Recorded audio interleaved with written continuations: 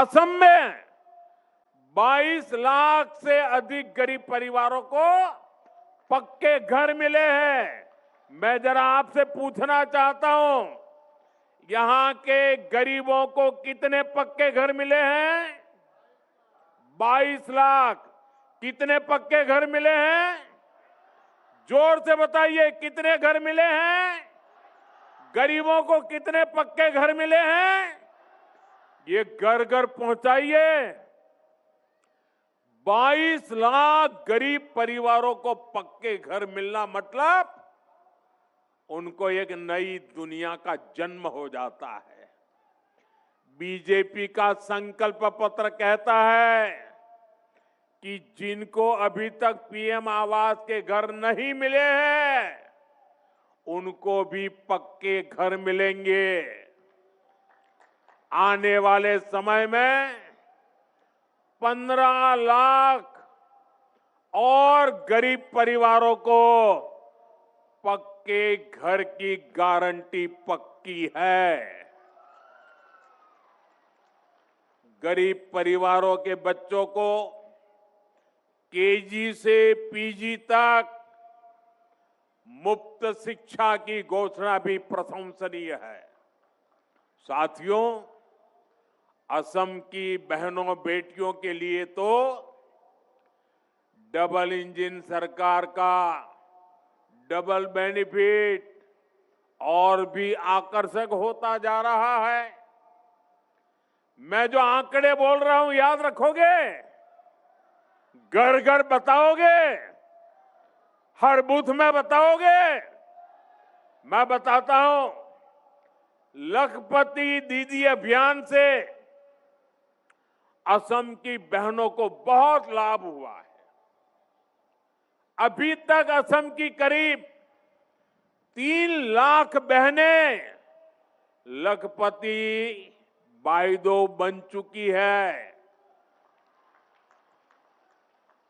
जरा मुझे बताइए, कितनी लखपति बाइदो बनी है? 3 लाख। कितनी लखपति बाइदो बनी है? जरा जोर से बताइए, कितनी लखपति बाइदो बनी है? कल असम बीजेपी ने ऐलान किया है कि अब डबल इंजन सरकार 40 लाख बहनों को लखपति बाइदो बनाने के लिए प्रयास करेगी। कितनी? कितनी? 40 लाख बहनों को। आप सोचिए, 40 लाख बहनों को मतलब 40 लाख घरों में कोई न कोई लखपति दीदी बनने वाली है। साथ ही असम बीजेपी ने अरुणोदय योजना में और अधिक बहनों को जोड़ने में और हर महीने मिलने वाली मदद को बढ़ाने की भी गारंटी दी है। हमारी बेटियों के साथ कोई धोखाधड़ी न कर सके, बेटियों का मान सम्मान और जीवन सुरक्षित रहे, इसके लिए भी अनेक बड़ी घोषणाएं की गई हैं।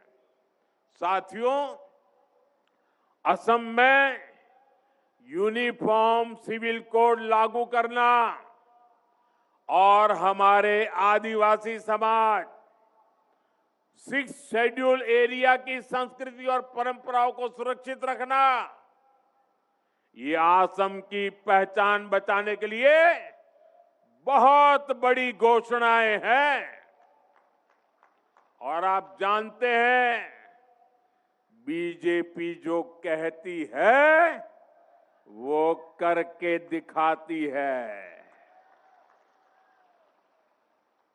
साथियों, किसानों का सशक्तिकरण डबल इंजन सरकार की बहुत बड़ी प्राथमिकता रही है। असम के 20 लाख किसानों को अभी तक पीएम किसान निधि के तहत 7,500 करोड़ रुपए मिल चुके हैं। अब असम बीजेपी ने घोषणा की है कि यहां के छोटे किसानों को हर वर्ष 11,000 रुपये अतिरिक्त मिलेंगे। इसके अलावा असम बीजेपी ने ट्रैक्टर, पावर टिलर और गायें खरीदने के लिए बहुत बड़ी मदद देने का ऐलान किया है। साथियों, बारिश और बाढ़ से भी सबसे अधिक नुकसान मेरे किसान भाई बहनों को होता है। मुझे बहुत संतोष है कि पीएम फसल बीमा योजना से असम के करीब 11 लाख किसानों को 730 करोड़ रुपए से अधिक का क्लेम मिल चुका है। लेकिन बीजेपी एनडीए सरकार का निरंतर प्रयास है कि बाढ़ की समस्या का भी स्थायी समाधान निकले। बीजेपी सरकार सैकड़ों करोड़ रुपए यहां आधुनिक तटबंध बनाने पर खर्च कर रही है। ब्रह्मपुत्र की सुबनसिरी नदी की गहराई को बढ़ाने के लिए प्रयास किए जा रहे हैं। Subansiri lower hydro electric project भी फ्लड को कंट्रोल करने में काफी मदद करेगी। अब असम बीजेपी ने राज्य को बाढ़ की परेशानी से मुक्त करने के लिए 18,000 करोड़ रुपए के विशेष मिशन का संकल्प किया है। 18,000 करोड़ रुपए किसानों के लिए। कितने? आपको याद रखना पड़ेगा। कितने? जरा जोर से बताइए कितने? 18,000 करोड़ रुपए। कितने? किसानों के लिए कितने?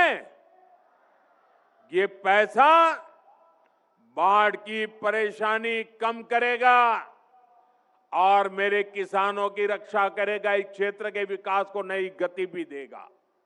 साथियों, बीते एक दशक में असम ने विकास का एक लंबा सफर तय किया है। ये जो 20-25 साल के नौजवान हैं, इन्होंने बीजेपी एनडीए का सुशासन ही देखा है। इन्होंने कांग्रेस का राज का वो काला दौर नहीं देखा, जब असम से सिर्फ बम, बंदूक, दंगों और कर्फ्यू की ही खबरें आती थी। डबल इंजन सरकार ने बीते एक दशक में असम को स्थायी शांति की नई राह दिखाई है।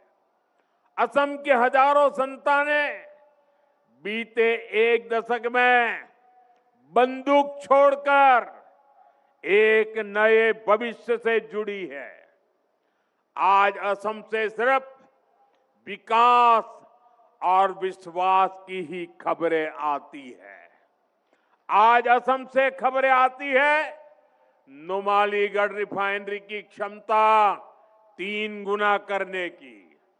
आज असम से खबरें आती है नुमालीगढ़ में पहली बांस आधारित बायो रिफाइनरी शुरू होने की।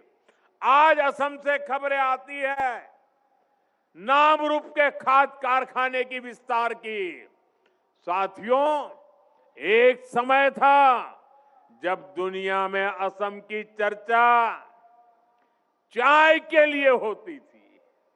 असम यानी चाय। दुनिया भर में असम की चाय की सुवास थी। अब असम को दुनिया चाय के साथ साथ चीप से भी पहचानेगी।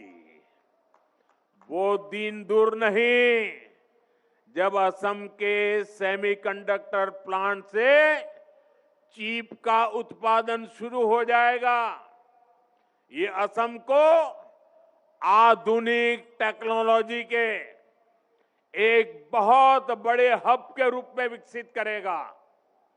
आने वाले समय में फोन हो, गाड़ियां हो, टीवी, फ्रिज हो, ऐसे सामान असम की चिप से ही चलने वाले हैं। और इसलिए भाइयों बहनों, अब तो असम की क्या पहचान होगी? चाय भी और चीप भी। यही विकसित असम का हमारा रोड मैप है। मैं आपको भरोसा देता हूं, आप यहां फिर से बीजेपी सरकार बनाइए, असम का और तेजी से विकास होगा। और ये आपको मोदी की गारंटी है। आपो ना लोके याद आको ए बार। बीजेपी सरकार बनाओ, अहोमोर आरो बहुत बेसी उन्नति होबो।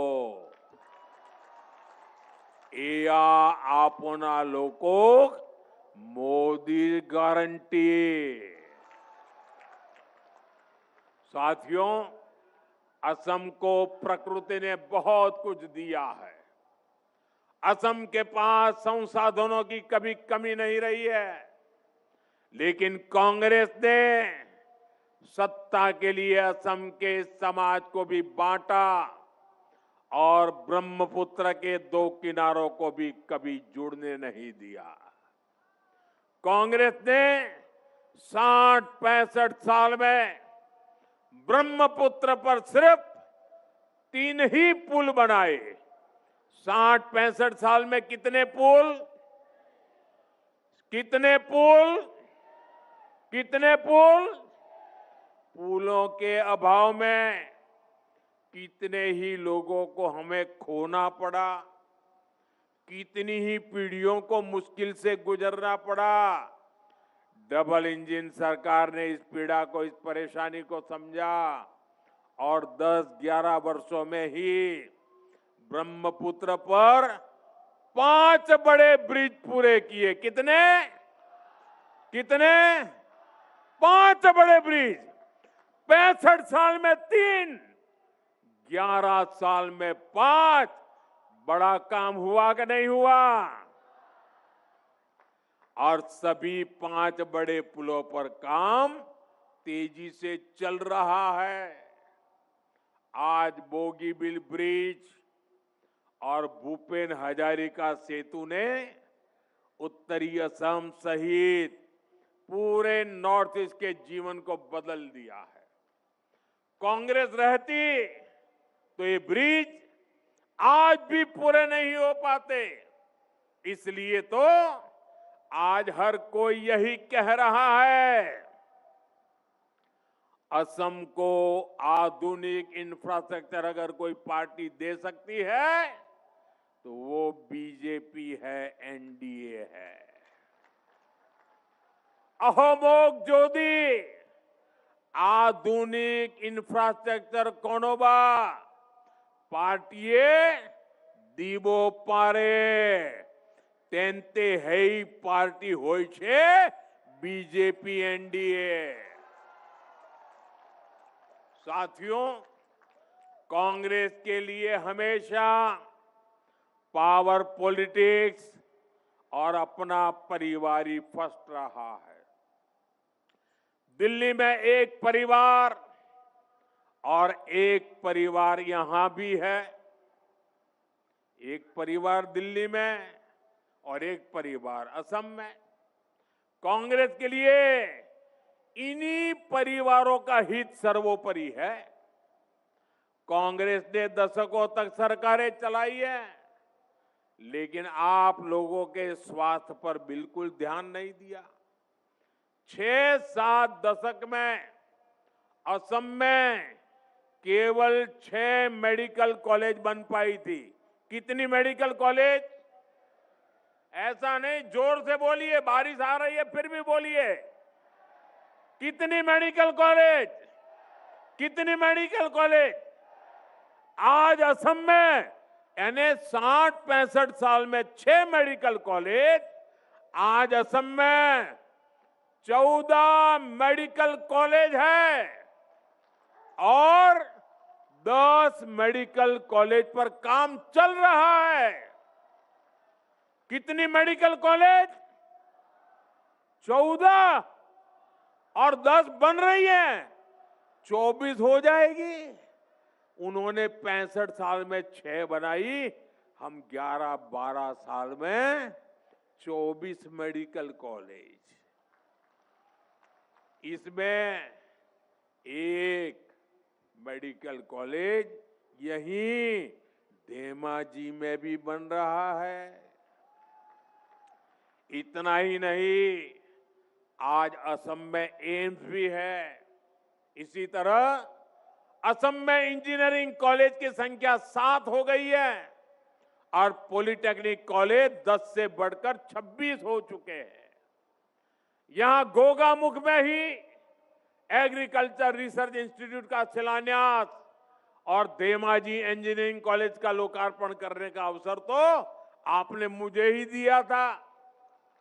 धेमाजी आईटीआई और धेमाजी पॉलिटेक्निक को भी अपग्रेड किया जा रहा है, यानी असम को बेहतर इलाज मिले, बेहतर पढ़ाई की सुविधाएं मिले, ये हमारी प्राथमिकता रही है। इससे गरीब हो या मिडिल क्लास, सबका जीवन बेहतर होता है। असम के गरीब और मध्यम वर्ग का कल्याण बीजेपी की बहुत बड़ी प्राथमिकता है।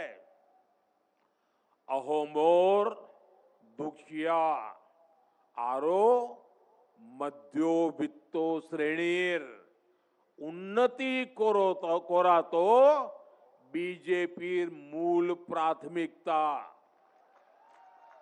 साथियों, आपने कांग्रेस के कुशासन से असम को मुक्त किया है, लेकिन आपको बहुत सतर्क रहना है। कांग्रेस अब एक अलग ही खेल खेलने में जुटी है। असम कांग्रेस के नेता एक खतरनाक कानून बनाने की बात कर रहे हैं। आखिर ये खतरनाक कानून क्या है? आज असम की जनता के सामने कांग्रेस की इस चाल का पर्दाफाश करना चाहता हूं। साथियों, 2014 के चुनाव से पहले कांग्रेस की केंद्र सरकार ने एक कम्युनल वायलेंस कानून बनाने का प्रयास किया था। इसका मकसद था अपने पक्के वोट बैंक का तुष्टीकरण। इस बिल में बहुसंख्यकों को दंगे के लिए जिम्मेदार माना गया था। बहुसंख्यक लोग गुनहगार माने गए थे और धार्मिक अल्पसंख्यकों को हमेशा के लिए पीड़ित माना गया था। ये बिल अपने आप में सांप्रदायिक था, इसलिए बीजेपी एनडीए ने संसद में ये कानून नहीं बनने दिया। जी भर के हम लड़ाई लड़े। ये कानून अगर बन जाता और कांग्रेस की सरकार अगर बनी रहती तो देश के बहुसंख्यक समाज का कितना शोषण होता, इसकी आप कल्पना कर सकते हैं। बाबा साहब आंबेडकर ने जो संविधान बनाया, उस संविधान के पीठ में छुरा भोंकने का एक खेल चल रहा था। साथियों, अब 12 साल बाद कांग्रेस यहां असम में भी उसी तरह का कानून बनाने की घोषणा कर रही है। और ये कोई मेरा आरोप नहीं है, खुद कांग्रेस के नेता खुलेआम ये घोषणाएं कर रहे हैं। ये एकदम साफ है कि कांग्रेस अब सत्ता पाने के लिए कुछ भी कर सकती है। अब तो मुस्लिम लीगी माओवादी कांग्रेस बन चुकी है। आजादी से पहले मुस्लिम लीग ने देश को बांटने का खेल खेला, वही काम आज कांग्रेस कर रही है। साथियों, आज कांग्रेस घुसपैठ और घुसपैठियों को भी खुला समर्थन दे रही है। पहले कांग्रेस असम में घुसपैठियों को खुली छूट देती थी, यहां किसानों और आदिवासियों की जमीन पर कब्जे करने दिए। अब जब बीजेपी एनडीए सरकार इस अवैध कब्जे को हटा रही है तो कांग्रेस इस पर भी बवाल कर रही है। साथियों, कांग्रेस असम में विदेशियों को बसाना चाहती है, असम की मूल संतानों को अल्पसंख्यक बनाना चाहती है। असम के अनेक जिलों में ये संकट हम सभी देख रहे हैं।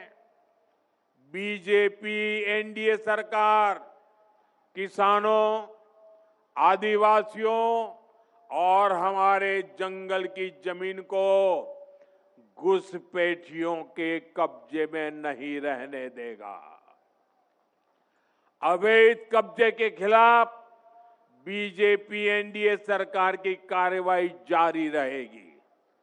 असमिया शान और पहचान बनी रहेगी, ये मोदी की गारंटी है। साथियों, बीजेपी एनडीए सरकार का मंत्र है नागरिक देवो भव। जो किसी भी कारण से विकास में पीछे छूट गया है, उसके आगे लाना ये हमारी प्राथमिकता है। इसी भाव के साथ हमारी सरकार ट्राइबल समाज के वेलफेयर और विकास के लिए काम कर रही है। लेकिन कांग्रेस ट्राइबल समाज के अपमान का भी कोई मौका नहीं छोड़ती है।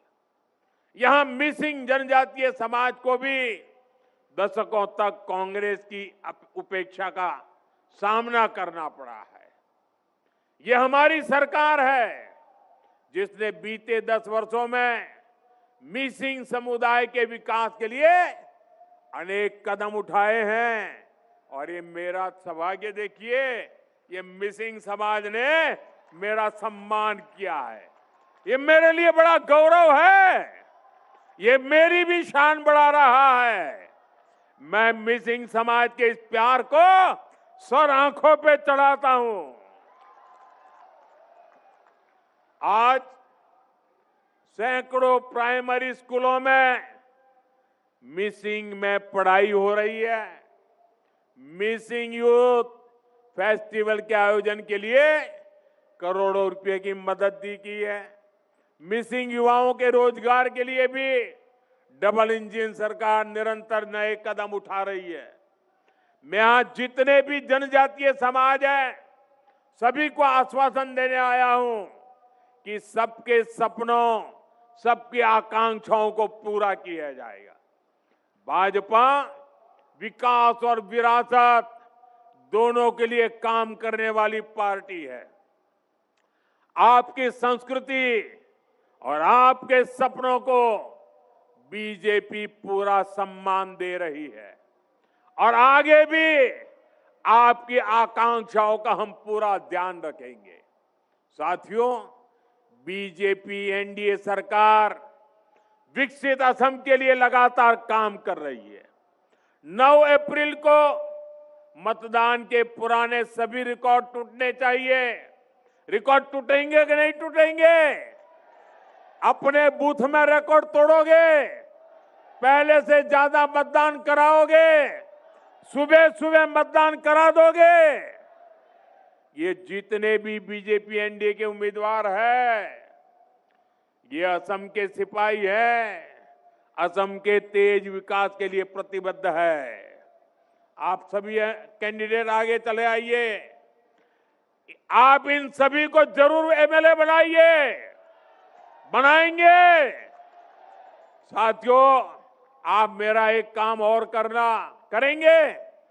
मेरा एक काम करेंगे? जरा हाथ ऊपर करके बताइए, करेंगे? आप यहां से अपने घर जाएंगे, मतदान होने तक घर घर जाना है और परिवार में जिससे भी मिलना हो जाए उनको कहना कि मोदी जी आए थे और मोदी ने आप सभी को बोहाग बिहू की शुभकामनाएं भेजी है। बता दोगे? बोहाग बिहू की शुभकामना पहुंचाओगे? देखिए, आज मेरा सौभाग्य है, आज चुनाव प्रचार के लिए, चुनाव घोषित होने के लिए मैं पहली बार असम आया। और आते ही मैंने क्या किया? आज सबसे पहले सुबह मैं टी गार्डन में गया। टी गार्डन में जाकर के टी गार्डन में काम करने वाली बहनों के आशीर्वाद लिए, उनको प्रणाम किया, उनकी शुभकामनाएं लेकर के मैं निकला हूं। और मैंने उनसे जिंदगी जिस चाय से मेरी जुड़ी हुई है, उस चाय की पत्ती को कैसे तोड़ते हैं उसको भी सीखा। साथियों, आपका ये प्यार मैं देख रहा हूं, जरा दिल्ली वालों को समझ नहीं आएगा, ये बारिश के बावजूद भी इतनी संख्या में लोगों का खड़े रहना, लगातार बारिश के बावजूद भी इतने लोगों का आना, ये हैट्रिक की गारंटी है, हैट्रिक की। और नामदार के पराजय की सेंचुरी की भी गारंटी है। बोलिए मेरे साथ, भारत माता की, भारत माता की, भारत माता की। बहुत बहुत धन्यवाद।